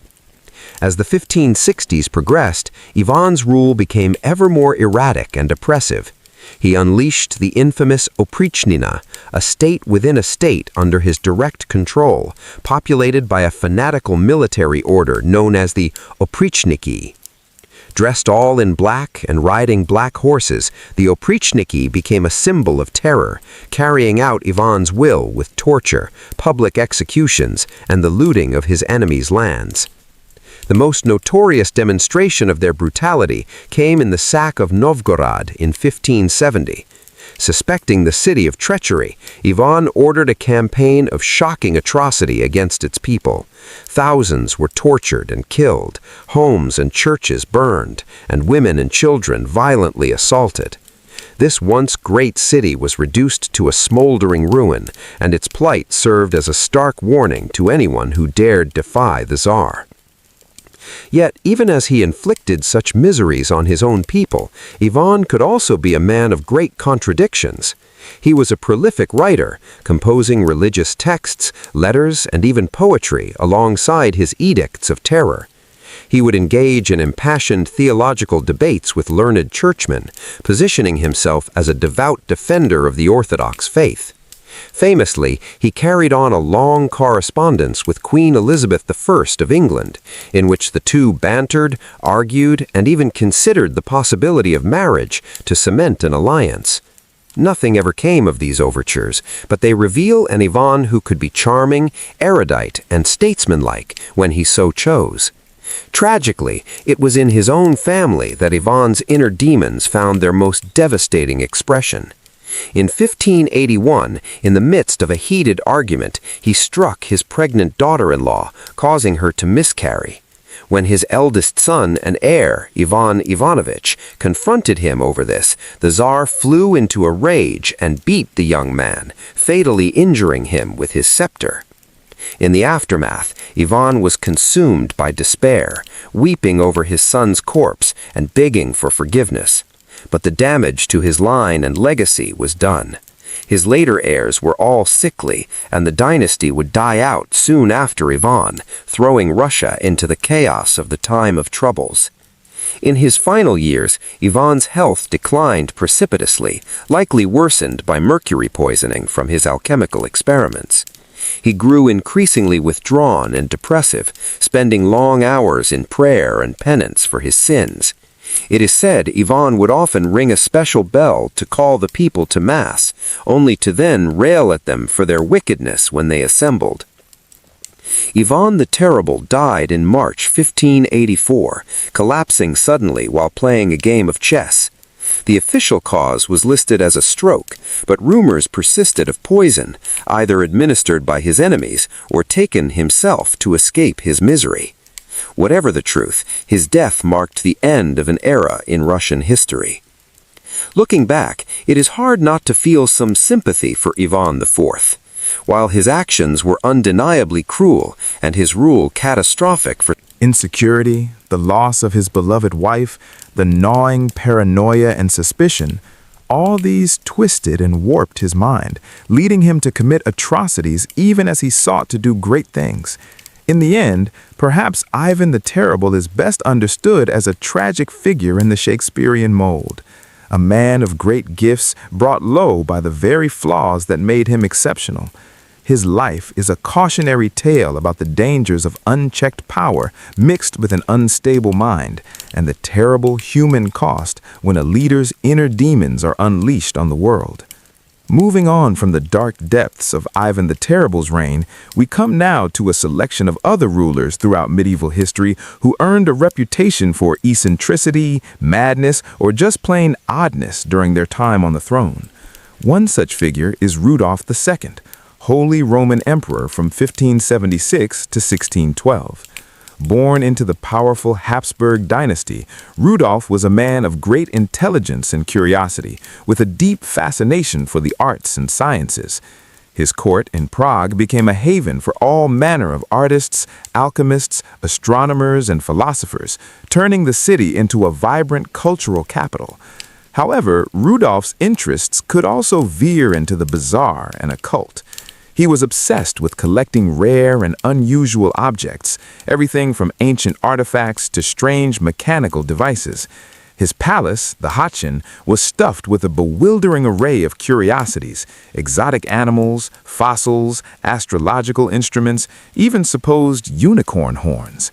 Even stranger were the persistent rumors that Rudolf believed himself to be made of glass. Courtiers whispered of how the emperor moved carefully through his chambers, fearful of shattering his fragile form. Some even claimed he had special padded clothing made to protect his glass body. Whether there was any truth to these stories, or if they were just a metaphor for Rudolf's increasing mental and physical frailty, remains uncertain. What is clear is that as time went on, Rudolf grew ever more reclusive and detached from the business of governing. He would shut himself away for days at a time, refusing to see anyone, lost in his own esoteric pursuits. He became fixated on alchemy, pouring funds into the vain quest to turn base metals into gold and create an elixir of eternal life.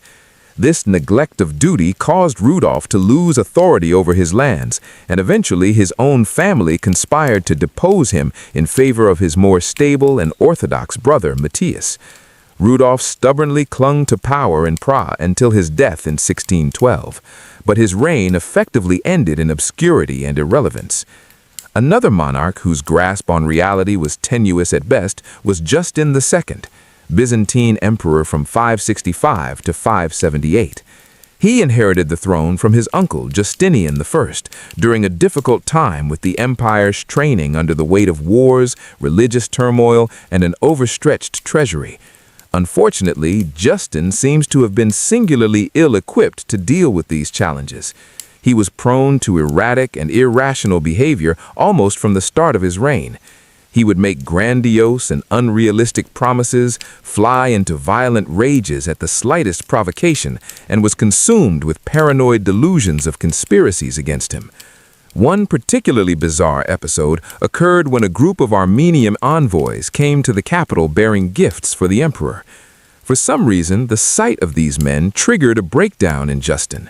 He began screaming that they were assassins sent to kill him, ordered his guards to attack them, then abruptly fell to the ground, gnawing at the carpet and foaming at the mouth. As Justin's madness progressed, the business of government came to a virtual standstill. He would alternately appoint and execute officials on a whim, making any coherent policy impossible. At one point, he became fixated on the idea of abdicating and handing power to a randomly chosen beggar as a holy fool. In the end, Justin was smothered to death in his bed, possibly on the orders of his own wife, Sophia, who had been serving as regent during his increasingly deranged final years. His successor was the very competent general Tiberius II, Constantine, who managed to stabilize the situation and hold the empire together. Finally, we come to Charles II, the last Habsburg ruler of Spain. Charles had the great misfortune of being born into a royal line notorious for its inbreeding, as the Habsburgs sought to keep their holdings within the family by marrying uncles to nieces and first cousins to each other.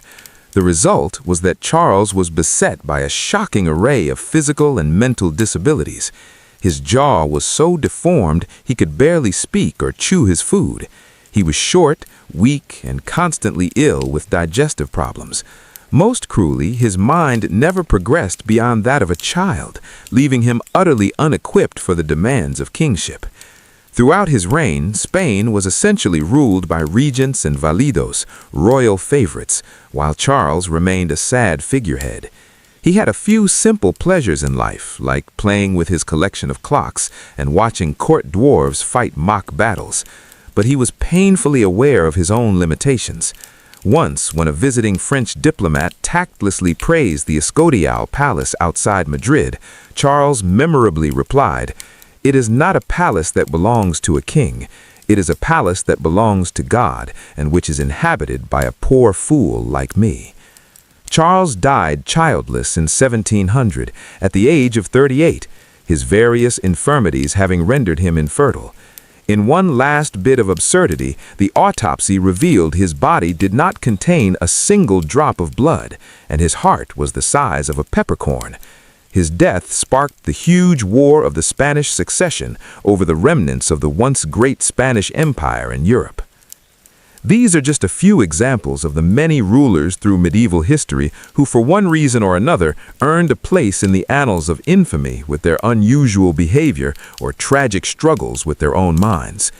In some cases, like Charles II, they were the victims of circumstance, born into impossible situations they had no hope of mastering. In others, like Rudolph II, their eccentricity started out as endearing quirks, but eventually consumed them, rendering them unfit to rule. What all these cases illustrate is the immense pressure and psychological strain of kingship in the medieval world. These men were often thrust into positions of immense power and responsibility at young ages, with little preparation or support. They faced constant threats from rivals, crushing expectations from their subjects, and the ever-present fear of gods. As we've seen with Charles the Mad and Henry VI, mental illness could have a devastating impact on a king's ability to rule effectively.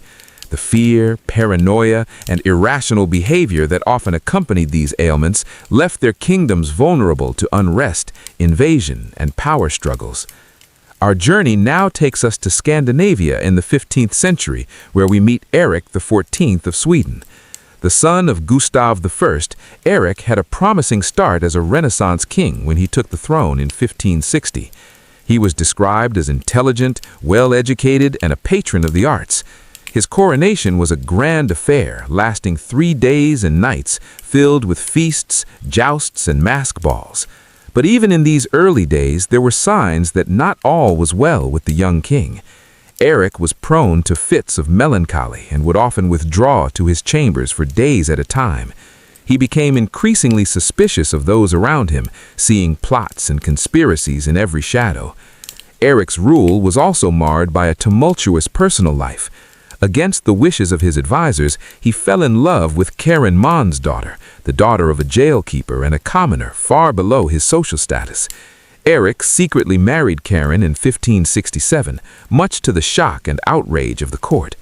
While some saw this as a romantic gesture, defying the rigid hierarchy of the time, others viewed it as further evidence of the king's instability and poor judgment. As the years went on, Erik's paranoia and erratic behavior only intensified. In 1567, gripped by the delusion that several noblemen were plotting to overthrow him, he had them imprisoned and executed in what became known as the Sture murders. Among the victims was Niels Svante Sture, whose wife Ellen was rumored to be Erik's mistress. Whether Erik ordered their deaths out of jealousy or genuine fear of conspiracy remains a matter of historical debate. What is certain is that the Sture murders marked a turning point in Erik's reign. The once celebrated king was now seen as a dangerous and unpredictable tyrant. His brother, John, Duke of Finland, seized the opportunity to rally support against him in 1568. Erik was dethroned and imprisoned, with John taking the crown as John III of Sweden. For Erik, it was the beginning of a long and tragic epilogue. He would spend the remaining years of his life shuffled between various castles and strongholds, a king without a crown, a prisoner in his own kingdom. At times, his confinement was quite gentle, with access to books, music, and the company of his beloved Karin. But at other times, he endured harsher conditions and even the indignity of being displayed to curious onlookers. Through it all, Karin remained steadfastly by his side, a devoted companion in a world that had largely abandoned him. She bore him several children, though only their daughter Sigrid survived to adulthood. In the end, Eric's story is one of squandered potential and the shadow of mental illness. The bright young man who had taken the throne with such promise ended his days broken and alone, far from the grandeur of his coronation. He died in 1577 at the age of 43, possibly poisoned on the orders of his king, undone by the demons of his own mind. As we move eastward to Russia, we encounter an even more brutal and notorious figure, Ivan IV Vassilevich, better known to history as Ivan the Terrible. Ivan's epithet alone suggests the darkness that would come to define his rule, but his early years gave little indication of the monster he would become. Born in 1530, Ivan was just 3 years old when his father died, leaving him in the care of his mother, Elena Glinskaya. But Elena herself died just 5 years later under suspicious circumstances, plunging the young Ivan into a childhood marked by neglect, abuse, and the vicious power struggles of the Russian court. These early traumas undoubtedly shaped the man Ivan would become. When he took the throne in 1547 at the age of 16, he was already showing signs of the paranoia and cruelty that would characterize his reign. His coronation as the first Tsar of all Russia was a grandiose affair, but it was marred by the execution of several boyars, members of the Russian nobility whom Ivan suspected of disloyalty. Yet despite these ominous beginnings, Ivan's early rule also showed glimmers of promise. He implemented a series of popular reforms, revising the law code, limiting the powers of the boyars, and even convoking Russia's first parliament, the Zemsky Sobor. He also expanded Russia's borders through successful military campaigns against the Khanates of Kazan and Astrakhan. But these accomplishments were increasingly overshadowed by Ivan's descent into tyranny and madness. In 1565, following the defection of one of his closest advisors to Lithuania, Ivan divided Russia into two parts, his personal domain, the Oprichina, and the rest of the country, the Zemchina. The Oprichina was ruled by Ivan's feared Oprichniki, his unswervingly loyal secret police. Dressed all in black and riding black horses, they became a symbol of terror, carrying out Ivan's increasingly brutal and arbitrary orders. They tortured, murdered, and exiled anyone suspected of treason, often on the flimsiest of pretexts. Even whole cities were not spared from their wrath, as in the case of Novgorod, which was brutally sacked in 1570 on Ivan's orders. But perhaps the most tragic victim of Ivan's rage was his own family. In 1581, in a fit of anger, Ivan beat his pregnant daughter-in-law, causing her to miscarry. When his son and heir, Ivan Ivanovich, confronted him about this, the Tsar struck him with his scepter, dealing a fatal blow. The loss of his heir would haunt Ivan for the rest of his days and cast a long shadow over the future of the Russian monarchy. As Ivan's rule became more erratic and tyrannical, Russia descended into a state of almost constant terror and turmoil. Famines, epidemics, and foreign invasions added to the suffering of the populace. Even the once formidable Oprichniki were not immune, with Ivan turning on them in his final years, executing many on suspicion of disloyalty. Ivan himself died in 1584 while playing a game of chess. Legend has it that he succumbed to a sudden illness, collapsing just as he was about to make a winning move. It was a strangely quiet end for a man whose life had been defined by such noise and fury. Ivan left behind a complicated and bloody legacy. To some, he was a cruel and capricious tyrant, a mad king who terrorized his own people. To others, he was a strong and effective ruler who expanded Russian power and laid the groundwork for the future empire. The truth, as is often the case, lies somewhere in between. What is certain is that Ivan's reign cast a long and dark shadow over Russian history. His brutality and paranoia set a dangerous precedent for future rulers and contributed to the idea of the Tsar as an all-powerful, divinely appointed autocrat. It would be a notion that would shape Russian politics and society for centuries to come. But Ivan was far from the last monarch to be touched by madness. Across Europe, the specter of mental illness would continue to haunt the halls of power. In Bohemia, there was Rudolf II, the reclusive emperor who thought he was made of glass. In the Byzantine Empire, Justin II's delusions and erratic behavior plunged his realm into chaos. And in Spain, Charles II's inbreeding and disabilities marked the sad decline of the once mighty Habsburg dynasty. Each of these kings had their own unique struggles and stories. Rudolf II, for instance, was a great patron of the arts and sciences, filling his court with alchemists, astronomers, and artists. But he was also deeply paranoid, refusing to allow anyone to touch him for fear of shattering his supposed glass body. Justin II, on the other hand, was known for his wild mood swings and grandiose delusions. He once appointed his pet cat as the governor of Egypt and would often run through the palace howling like a dog.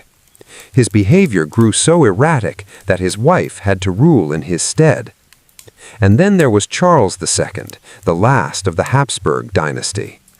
Born the product of generations of inbreeding, Charles suffered from a host of physical and mental disabilities. He could barely speak or walk and was prone to bouts of depression and fits of rage. His inability to produce an heir spelled the end of the Habsburg dynasty in Spain. These stories, while tragic, also offer us a glimpse into the very human struggles of those who wore the crown. They remind us that even the most powerful and privileged were not immune to the ravages of mental illness and the pressures of their position. In a way, these mad monarchs are a testament to the resilience of the human spirit. Despite their struggles, many of them still managed to leave their mark on history, for good or for ill. They built great palaces, patronized the arts, and changed the course of nations. Their stories, however dark, are an integral part of the tapestry of human history. As we come to the end of our journey through the lives of these troubled kings, it's worth reflecting on what their stories can teach us. Perhaps they serve as a reminder of the importance of empathy and understanding, even for those in positions of power. Perhaps they caution us about the dangers of unchecked authority and the need for limits on even the most exalted of offices. Or perhaps they simply offer us a more nuanced and human view of history, one that acknowledges the frailties and flaws of even the most towering figures. In the end, these mad kings were not just rulers, but men, with all the complexities and contradictions that entails. As we lay our heads down to rest, let us ponder these stories and the lessons they hold. Let us dream of a world where power is tempered with compassion, where even the mightiest are not beyond the reach of understanding and mercy. And so, good night, dear listener. May your dreams be filled not with the terrors of tyrants, but with the hope of a kinder, gentler world. May you rest easy, knowing that the mad kings of old are but a distant memory, and that a new day dawns, full of promise and possibility. Good night, and sweet dreams. As we explored in our last segment, mental illness could have a profound impact on the reigns of medieval kings, often with tragic consequences for both the monarch and their realm. But madness was not the only trait that could make for a disastrous ruler. Cruelty, pettiness, and plain incompetence also had their place in the rogues' gallery of medieval monarchs. One king who combined several of these unfortunate qualities was John, King of England from 1199 to 1216. The youngest son of Henry VIII and Eleanor of Aquitaine, John was never expected to inherit the throne. But after the death of his elder brother, Richard the Lionheart, John found himself wearing the crown. And from the start, he seemed singularly unfit for the role. John had a talent for making enemies and alienating allies. He was notoriously cruel and petty, once ordering the capture of a particularly bothersome archdeacon and having him pressed to death under weights. He also had a habit of seducing, or some say assaulting, the wives and daughters of his barons, a pastime he won few friends among the nobility. But it was John's bungling of the war with France that truly earned him infamy.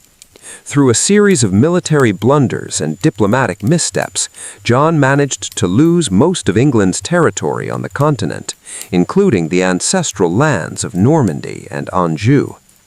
This was a devastating blow to the prestige and coffers of the English crown. Back home, John's handy-headed attempts to raise funds and quash opposition only brought more turmoil. He was constantly at odds with his barons and the church. His clumsy attempts to install his own archbishop led Pope Innocent III to place England under a crushing interdict, suspending religious rights across the country. Tensions reached a breaking point in 1215 when a group of rebel barons took up arms against the king. Hopelessly outnumbered, John was forced to sign the Magna Liberty for centuries to come. As we bid goodnight to bad King John, we're left to ponder the capricious nature of history. A terrible king, through his own failings, inadvertently planted the seeds of something great. It's a reminder that even in the darkest chapters of the past, there are glimmers of hope and progress. And with that thought, we'll let the sands of time carry us gently off to sleep. Speaking of dark chapters, the next king in our gallery of rogues is a figure cloaked in sinister legend. Vlad III, Prince of Wallachia, is better known to history by his ominous nickname, Vlad the Impaler. His story takes us to the blood-soaked borderlands of Eastern Europe in the 15th century. Vlad was born into a noble family in Wallachia, a principality sandwiched between the Christian kingdoms of Hungary and Poland and the expanding Ottoman Empire. It was a precarious position, and one that required a ruler as ruthless as the enemies at his borders. In Vlad, Wallachia found a prince who was more than up to the task. From an early age, Vlad had known violence and brutality. As a child, he and his younger brother Radu were sent as hostages to the Ottoman court, a common practice at the time to ensure the loyalty of vassal states. There, Vlad witnessed firsthand the cruelty and casual bloodshed that was a part of Ottoman statecraft. When Vlad finally took the throne of Wallachia in 1456, he was determined to rule with an iron fist. He saw threats all around him, from the Ottomans, from rival noble families, and from anyone who dared to challenge his authority. And he met these threats with a singular brand of brutality that would make him a legend. Vlad's preferred method of execution was impalement, a slow, agonizing death that involved driving a sharpened stake through the victim's body. It was a punishment he meted out with terrifying enthusiasm, sometimes impaling hundreds or even thousands at a time. The sight of Vlad's so-called forests of impaled corpses became a grim warning to any who would cross him. But Vlad's cruelty wasn't just a means to an end. It seemed to be a perverse source of pleasure for him. He reportedly dined among his impaled victims, dipping his bread in their blood. He once had a group of beggars locked in a banquet hall and burned alive, saying he was freeing them from their misery. Even by the brutal standards of the time, Vlad's sadism was shocking. Yet, for all his cruelty, Vlad was also a shrewd and capable ruler. He was a skilled warrior who won several key victories against the Ottomans, and he worked to strengthen Wallachia's defenses and centralize his own power. In a region beset by foreign invaders and internal strife, Vlad managed to keep Wallachia independent and secure, albeit at a terrible cost. Vlad's bloody reign finally came to an end in 1476 when he was killed in battle against the Ottomans. His head, so the story goes, was cut off and sent to Constantinople as a trophy. But even in death, Vlad's dark legend only grew. In the centuries that followed, he would become a figure of folklore and fantasy, the inspiration for Bram Stoker's Dracula and countless other tales of horror. As we let the grim saga of Vlad the Impaler fade into the shadows of history, we're left to contemplate the nature of evil and the thin line between cruelty and necessity. In a time and place where violence was often the only currency of power, Vlad used it with a singular brutality that still has the power to shock and horrify us today. Yet, his story also reminds us of the complex web of circumstances that can shape a tyrant. The harsh realities of a dangerous world, the traumas of a violent upbringing, the heavy burdens of rulership. With those sobering thoughts, we'll let the ghosts of the past recede into the mists of time and allow ourselves to drift into a hopefully more peaceful slumber. Good night, and may your dreams be gentler than the bloody nightmares of history. As we've seen, Ivan the Terrible's reign was a tumultuous and tragic chapter in Russian history. His early promise as a strong, reforming ruler gave way to paranoia, cruelty, and tyranny in his later years. The loss of his beloved wife, Anastasia Romanova, seemed to unbalance Ivan, and he grew increasingly unstable and violent.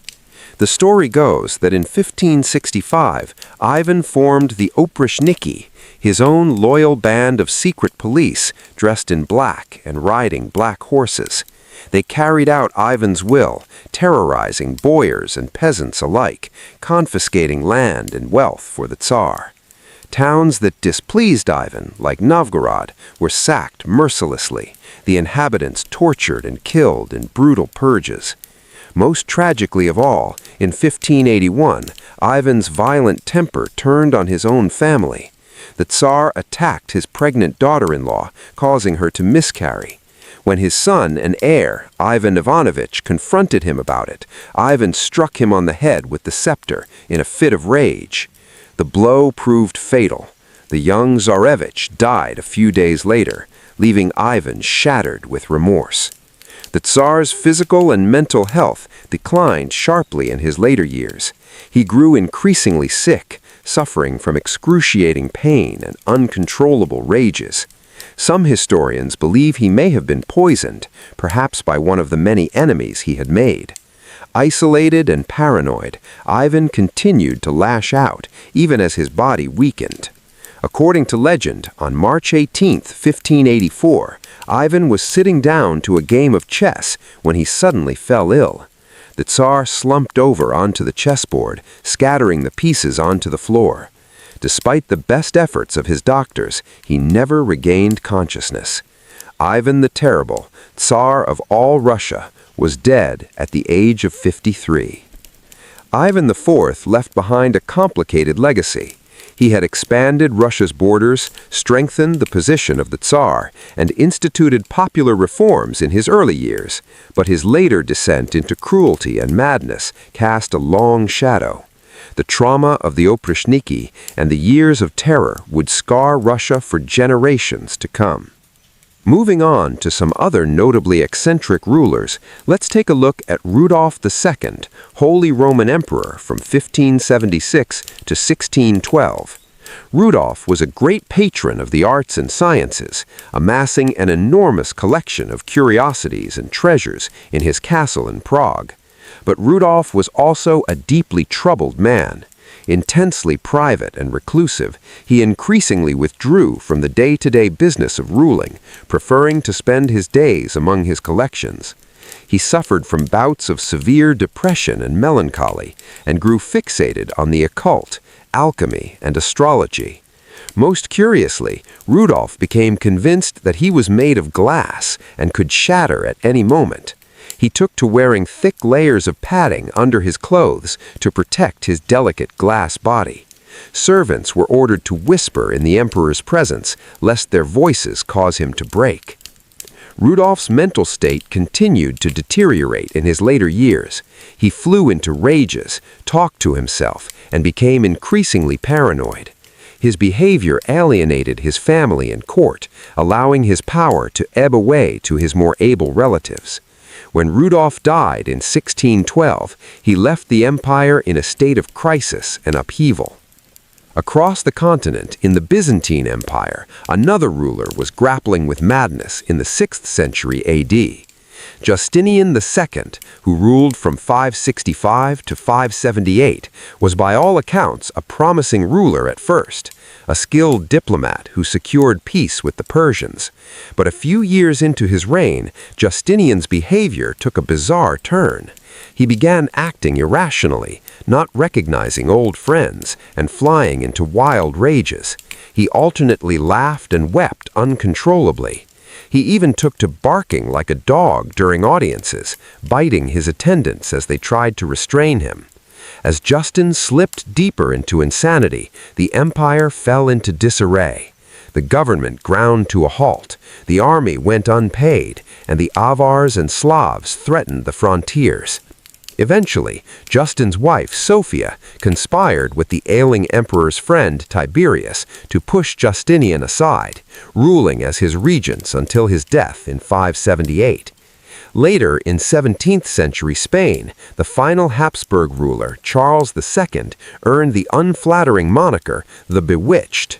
Born in 1661, Charles was the unfortunate product of generations of inbreeding among the Spanish Habsburgs who sought to keep their bloodline pure. As a result, Charles suffered a litany of physical and developmental disabilities. He didn't learn to walk until he was 8 or speak fully until 10. His tongue was so large he struggled to chew and speak. He suffered digestive problems and epileptic fits. Most tellingly, his Habsburg jaw was so pronounced he couldn't fully close his mouth. Charles's disabilities left him unable to rule effectively. He was a puppet for competing court factions, manipulated by those around him. When asked who should succeed him as his health failed, he allegedly replied, "I don't know. I'm only a fool." When Charles II died childless in 1800, he Inner demons in a very public role. While some, like Ivan the Terrible, used their power to lash out cruelly, others, like Justin II and Charles II, come across as sad cases, powerless against their afflictions. In the end, perhaps these mad monarchs are a reminder of the very human frailties of even the most powerful rulers. For all their wealth and status, kings were not immune to the same mental and physical illnesses that could strike down any medieval man or woman. As we finish our journey through these strange chapters of medieval history, I hope these stories of mad kings and ill-fated reigns have been an intriguing peek into the complex lives of rulers past, with just enough drama to keep you from nodding off completely. And with that, our tour of eccentric sovereigns and medieval madness has reached its end. If you've enjoyed this bedtime foray into the annals of history, perhaps you'll join me again sometime. Please do like or subscribe if you'd care to hear more quirky tales of bygone days and long-dead kings, or if my droning on has proven a reliably soporific tonic. But for now, as the medieval world fades into the mists of dreams, I bid you good night and wish you a mercifully more peaceful and stable slumber than our poor mad monarchs. Sweet dreams.